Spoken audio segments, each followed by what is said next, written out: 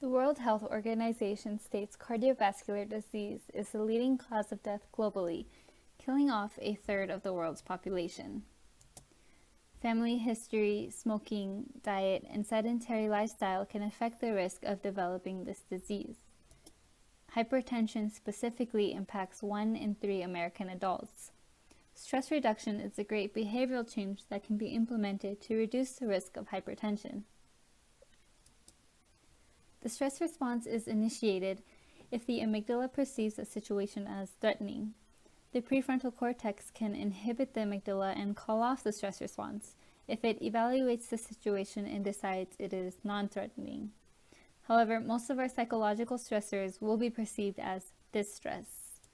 This means the adrenals will be stimulated to release the stress hormones norepinephrine and epinephrine, and the body will be under sympathetic activity.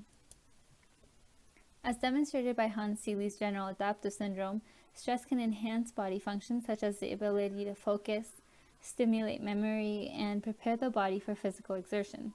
However, in the exhaustion phase, the body starts to function below optimal levels, and the risk of disease, like chronic hypertension, increases. This follows Yerkes-Dodson principle that eustress helps health and performance, but beyond that, performance starts to deteriorate. This leads me to the importance of reducing hypertension through stress management. With proper stress management, the cause can be resolved and the symptoms of stress can be reduced or even eliminated. Tang's 2017 article, Physiology Mechanisms of Mindfulness Meditation, addresses 3 ways mindfulness reduces hypertension. First is attention control, which is the ability to hold attention onto things that reduce the risk of cardiovascular disease, like physical activity and medication adherence. The second is emotional regulation, and this improves the stress response. And the third is self-awareness of symptoms and risk factors of CVD. The first technique is emotional control to reduce sympathetic nervous activity. We know the stress response is initiated in the brain, and it can be stopped in the brain. The amygdala is part of the limbic system, also known as the emotional brain. And remember, the amygdala can initiate the stress response if it perceives a threat. The limbic system is the seat of memory and emotion.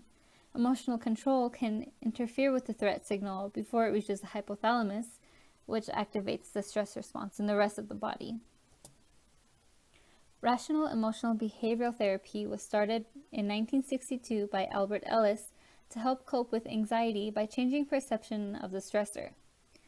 When the stressor is perceived in a negative way, it can dim our ability to think rationally, and it reinforces us to have a self-defeating attitude. And some examples of this includes making excuses, blaming, shifting responsibilities, and victimization. Some ways to restructure cognition and have emotional control are being aware of what the stressor is and acknowledging it, perhaps getting a second opinion to offer a better viewpoint, make substitutions and adopt, and finally evaluate if this new attitude works. Acceptance and positivity are great ways to gain emotional control in a stressful situation. Next is relaxation response. A 2018 study by Dr. Basin et al. Enrolled hypertensive patients to practice relaxation response daily for 8 weeks. Their practice included breathing, mantra repetition, body scan, and mindful meditation. After 8 weeks of relaxation response training, there was an average decrease in systolic blood pressure by 15.4 millimeters mercury and diastolic blood pressure by 10.6 millimeters mercury. This study supports the benefits of relaxation response, reducing blood pressure under the oxidative stress and the imbalance of a circadian rhythm seen with chronic stress.